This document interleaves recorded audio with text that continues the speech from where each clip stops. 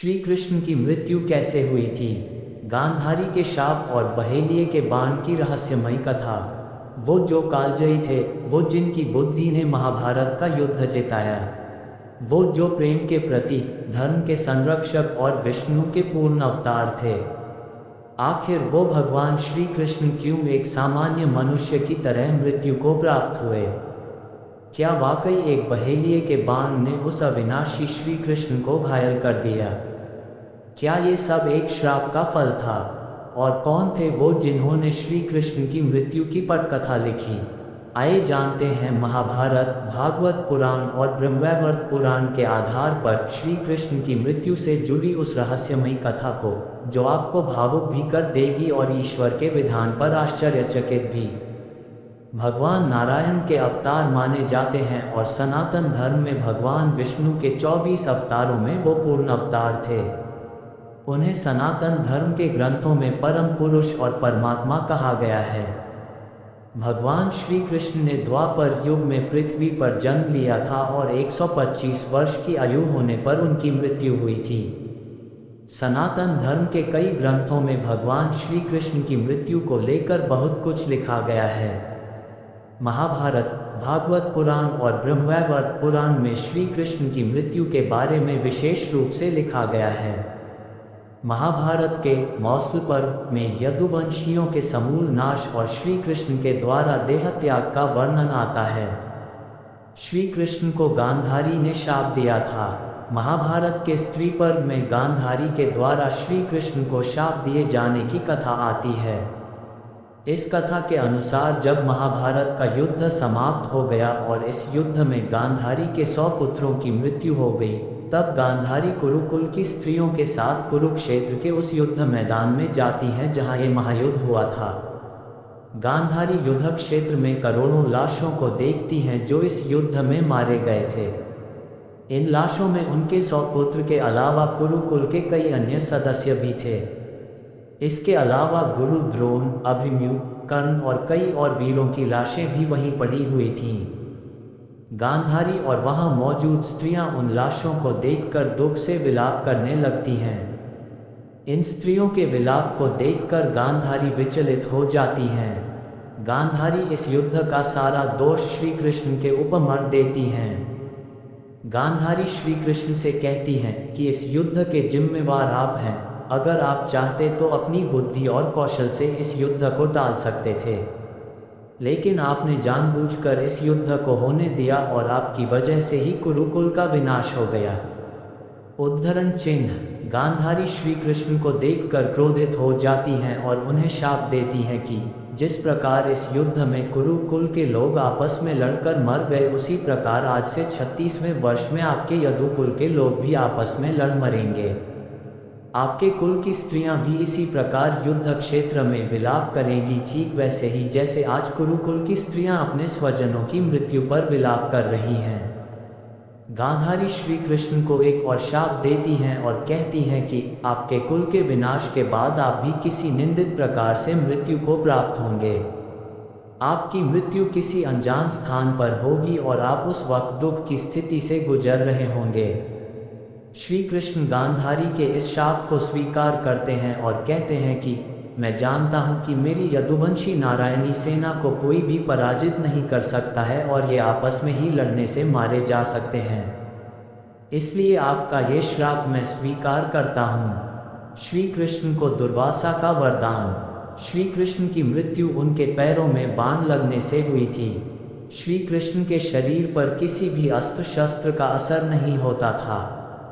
श्री कृष्ण का शरीर अस्त्र शस्त्रों से क्यों अवध्य था, इसको लेकर महाभारत के अनुशासन पर्व में एक अद्भुत कथा मिलती है।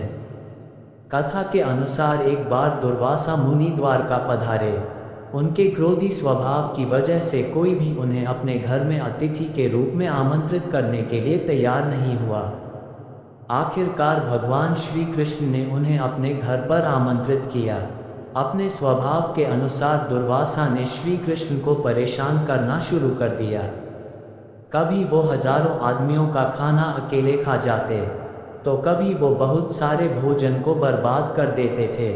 कभी वो घर के लोगों को प्रताड़ित करते तो कभी वो घर का सारा सामान उठाकर फेंक देते। एक दिन अचानक दुर्वासा ने गरम खीर खाने की मांग की। श्री कृष्ण के आदेश पर तुरंत दुर्वासा मुनि के लिए खीर लाई गई। दुर्वासा ने खीर को जूठा किया और श्री कृष्ण को आदेश दिया कि वो इस खीर को अपने सारे शरीर में लगा लें। श्री कृष्ण ने तुरंत उनके आदेश का पालन किया और अपने शरीर पर गर्म खीर लगा ली। इसके बाद दुर्वासा मुनि ने रुक्मणी देवी को भी ये खीर शरीर पर लगाने के लिए कहा। रुक्मणी देवी ने भी वो खीर अपने शरीर पर लगा ली। इसके बाद दुर्वासा ने श्री कृष्ण को रथ तैयार करने के लिए कहा। उस रथ में घोड़ों की जगह रुक्मणी देवी को जोत दिया गया।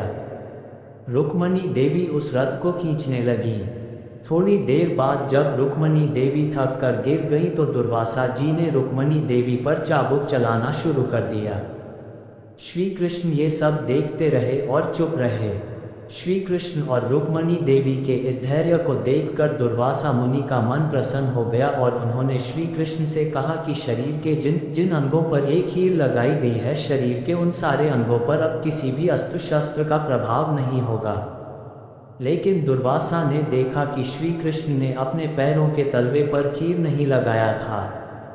इस पर दुर्वासा ने चिंतित होकर कहा कि शरीर के इस भाग पर अगर किसी ने अस्त्र चला दिया तो श्री कृष्ण घायल हो सकते हैं। दुर्वासा जी ने रुक्मणी जी को भी वरदान दिया और कहा कि आज से आप हमेशा चिरयुवा रहेंगी और आपके शरीर पर कभी झुर्रियाँ नहीं आएंगी। दुर्वासा के इसी वरदान की वजह से महाभारत के युद्ध में श्री कृष्ण पर किसी भी अस्त्र शस्त्र का कोई भी प्रभाव नहीं हुआ। श्री कृष्ण के शरीर पर कर्ण, द्रोणाचार्य और कई वीरों ने कई बाणों से प्रहार किया, लेकिन दुर्वासा के वरदान की वजह से श्री कृष्ण के शरीर पर कोई चोट नहीं आई। श्री कृष्ण की मृत्यु का दिन। गांधारी के शाप की वजह से महाभारत के युद्ध के 36वें वर्ष यदुकुल के लोगों के बीच संग्राम छिड़ गया और सभी युद्ध में मारे गए। बलराम जी ने योग शक्ति के बल पर अपने प्राणों का त्याग कर दिया। इस युद्ध में अपने वंश के संहार से दुखित होकर श्री कृष्ण वन में विचरने लगे और थककर एक वृक्ष के नीचे सो गए। तभी वहां जरा नामक एक बहेलिया आता है और दूर से उसे श्री कृष्ण के पैर किसी हिरण के बच्चे के जैसे दिखाई पड़े। जरा ने बाण चलाया जो श्री कृष्ण के पैर के तलवे में लग गया। श्री कृष्ण घायल हो गए। इसके बाद श्री कृष्ण ने योग शक्ति के द्वारा अपने प्राणों का त्याग कर दिया और वैकुंठ धाम चले गए। श्री कृष्ण की मृत्यु कोई साधारण घटना नहीं थी। यह एक दिव्य लीला का समापन था, एक ऐसा अंत जो प्रारंभ का संकेत था।